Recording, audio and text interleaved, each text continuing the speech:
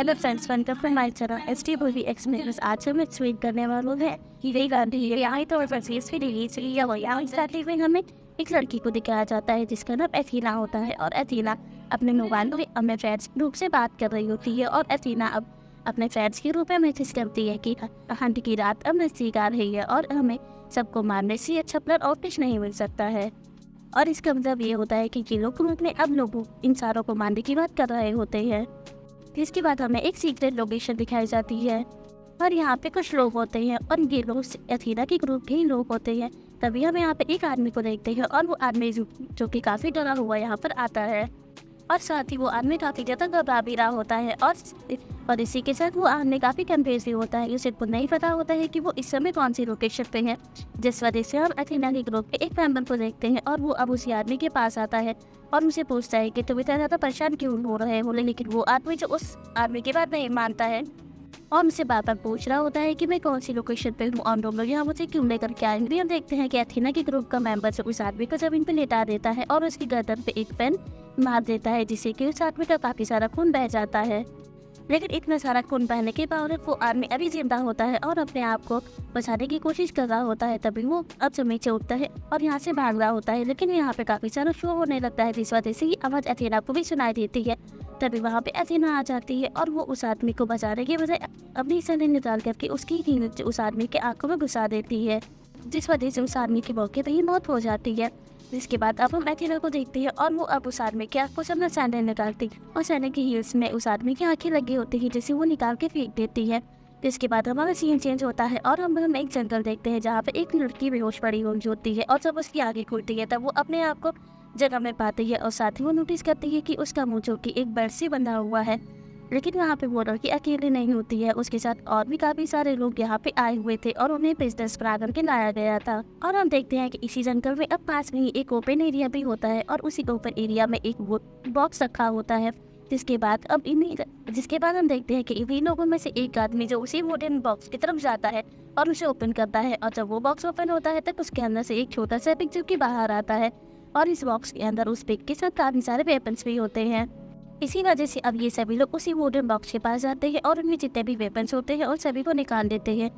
यहीं पे अब हम उस लड़की को देखते हैं जिसे इस वुडन बॉक्स से एक की मिलती है और वो उसकी की मदद से सभी के मुंह पे लगी हुई बेड को ओपन कर देती है। लेकिन तभी अब हम देखते हैं कि जंगल की तरफ से कुछ लोग आ रहे होते हैं और वो इन लोगों के ऊपर फायरिंग करने लगते हैं और सबसे पहली गोली तो उसी लड़की को लगती है, जिस वजह से उसकी मौत हो जाती है। और हमें पता लगता है कि ये फायरिंग एथीना के ग्रुप के मेंबर ही कर रहे होते हैं। तभी हम उन्हीं में से एक बिजनेस को देखते हैं जो कि अभी जिंदा होता है और वो नोटिस करता है कि ये जो फायरिंग हमारे पर हो रही है वो काफी दूरी से हो रही है। जिनमें से हम एक लेडी को देखते हैं और वो अब अपने जान बचा करके यहाँ से भाग रही होती है और वो लेडी अब भागते हुए एक डिश में जाकर के गिर जाती है। तभी अब हम एक बिजनेस को देखते हैं और वो उस लेडी की मदद करने के लिए उसके पास जा रहा होता है। तभी वो नोटिस करता है कि वो लेडी जो डिश में गिरी थी वो अब एक स्पाइक्स में गिर रही है, इसीलिए वो उसे इस डिश से बाहर लाता है और ये दोनों अब उसी जंगल की तरफ भागने लगते हैं। लेकिन जंगल में काफी सारे छोटे छोटे बॉम्ब फिट होते हैं, जिस वजह से उस आदमी का पैर एक बॉम्ब के ऊपर पड़ जाता है और वो बॉम्ब की ब्लास्ट हो जाता है। ब्लास्ट होने की वजह से उस आदमी की मौत वहीं पे फौरन हो जाती है, लेकिन वो लेडी अभी भी जिंदा होती है और थोड़ी ही दूर जाने के बाद वो अगेन से एक डिश में गिर जाती है। और ये चीज देख करके वही दूसरा प्रिजनर जो अभी बचा होता है वो अब इस लेडी की मदद करने के लिए उसके पास आता है। लेकिन उस लेडी का आधा शरीर जो कि ब्लास्ट होने की वजह से खराब हो गया था, इसी वजह से वो लेडी अब उस आदमी से गन छिना लेती है और अपने आप को शूट कर लेती है। जिसके बाद वो प्रिजनर यहाँ से भाग जाता है। जिसके बाद वो आदमी अब जंगल की तरफ भागने लगता है और थोड़ी दूर जाने के बाद वो अभी जैसे 3 लोगों से मिलता है और इन लोगों के साथ बाहर की वॉल बनी होती है जिसे ये लोग क्रॉस कर रहे होते हैं। और उस आदमी को बोला था कि अब इनकी टीम 4 लोगों की हो गई थी, जिनमें से 3 लोग तो इस बाहर की वॉल को क्रॉस कर लेते हैं। लेकिन उनमें से एक आदमी जो इस वॉल को नहीं क्रॉस कर पाता और उसके पीछे तीरों की बारिश होने लगती है, जिस वजह से वो कहीं पे फंस जाता है। जिसके बाद वो आदमी इसी जंगल में पीछे की तरफ जाता है और उन लोगों को मारने के लिए जाता है जिसने इसके ऊपर तीर चलाई है। लेकिन वो वहाँ जाके कुछ भी नहीं कर पाता है क्योंकि अब यहाँ पे तीरों की और बारिश होने लगती है, जिस वजह से वो आदमी अभी में फंस जाता है और तभी एक बम आ करके गिरता है, जिस वजह से उस आदमी की वहीं पे मौत हो जाती है। तभी अब हम इन तीनों सर्वाइवर्स को देखते हैं। ये लोग अब जंगल की तरफ भाग रहे होते हैं और भागते हुए एक शॉप पे पहुँच जाते हैं और इसी शॉप पे एक हस्बैंड वाइफ होते हैं और ये लोग इस शॉप के ओनर होते हैं। लेकिन यहीं पे इन 3 सर्वाइवर को देखते हैं जिनमें की एक लेडी होती है और इसलिए भी कि अमीनी शॉप की बहस हो जाती है। इसी में लेडी सर्वाइवर जो डेस्क में रखी हुई एक खाने की चीज़ को खा लेती है और उस खाने की चीज़ में पॉइजन होता है, जिस वजह से उसकी वहीं पर मौत हो जाती है। तभी अब हम शॉपकीपर के ओनर यानी कि इन दोनों हस्बैंड वाइफ को देखते हैं। ये लोग अब मास्क पहन देते हैं और पूरी शॉप में अब पॉइजन टेस्ट बना देते हैं, जिस वजह से अब इन दोनों सर्वाइवर्स की भी यहाँ पे मौत हो जाती है। इसी के में ये पता लगता है कि ये हस्बैंड वाइफ जो कि शॉप के ओनर होते हैं एंड अथीना की ग्रुप के मेंबर होते हैं। जिसके बाद ये दोनों मिलकर के अब इन लोगों की डेड बॉडी को एक जगह जाकर के छुपा देते हैं और अभी शॉप को पूरी तरीके से क्लीन कर देते हैं। और अभी शॉप इस तरीके से क्लीन करते हैं जैसे कि वहाँ पे कुछ हुआ ही ना हो।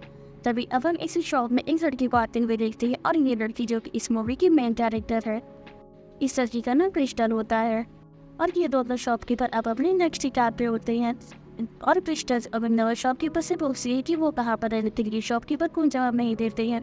तभी इस क्रिस्टल अब इसी शॉप से एक सिगरेट खरीदती है और इस सिगरेट को खरीदने के बाद वो कुछ पैसे देती है, जिसके वजह से चेन मिलता है और उस चीज़ को देख करके क्रिस्टल को थोड़ा शक होता है। इसी वजह से वो अपने पास से गन निकालती है और इन दोनों शॉपकीपर को जान से मार डालती है। इसके बाद क्रिस्टल शॉप के बाहर आती है और बाहर एक ट्रक खड़ी होती है जिसपे एक नंबर प्लेट लगा होता है। क्रिस्टल उस ट्रक की नंबर प्लेट को हटाती है और उस नंबर प्लेट को हटाने के बाद उसके पीछे भी एक नंबर प्लेट लगी होती है और ये नंबर प्लेट देखकर ही क्रिस्टल समझ जाती है इसी जो लोकेशन बताई गई है वो ये लोकेशन नहीं है, जबकि ये लोकेशन गलत है। इसी वजह से क्रिस्टल को और शक होने लगता है। तभी क्रिस्टल नोटिस करती है कि इसी ट्रक के अंदर कुछ वायर्स है और ये वायर्स जो कि एक बॉम्ब से कनेक्ट है।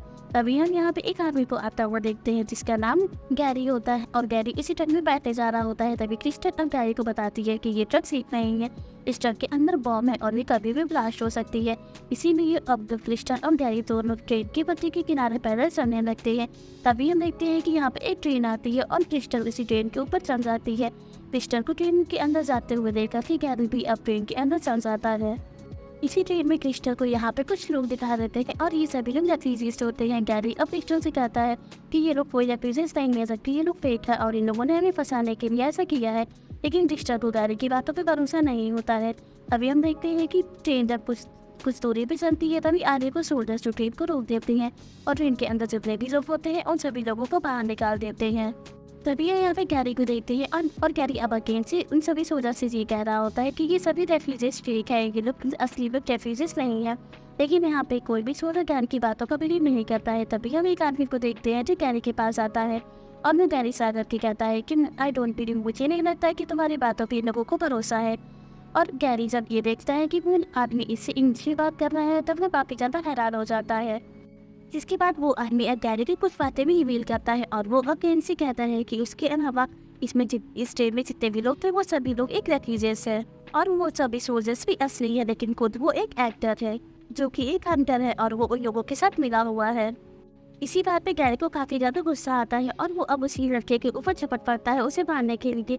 इसी के साथ हम देखते हैं कि गैरी अब उसी लड़के के पैंट की जेब में एक बॉम्ब रख देता है और वो लड़का जो टाइम रहते हुए इस बॉम्ब को नहीं निकाल पाता। इसी वजह से वो बॉम्ब ब्लास्ट होता है और उस लड़के के मौके पे ही मौत हो जाती है।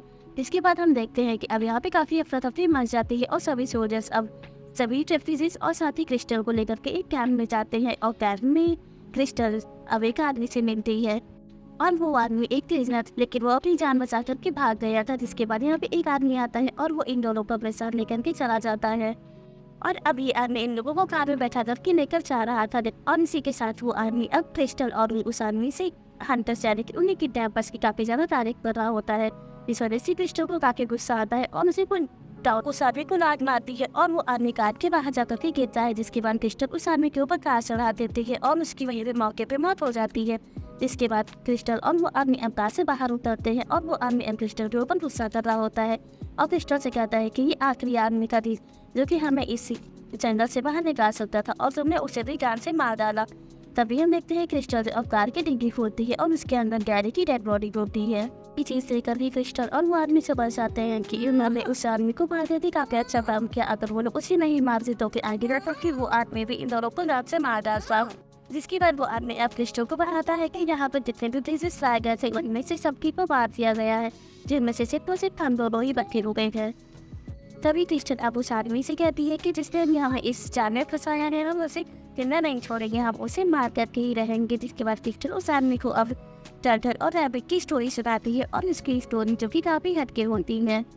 क्योंकि क्रिस्टल की टर्टल और रैबिट की स्टोरी की एंडिंग जो कि चेंज होती है।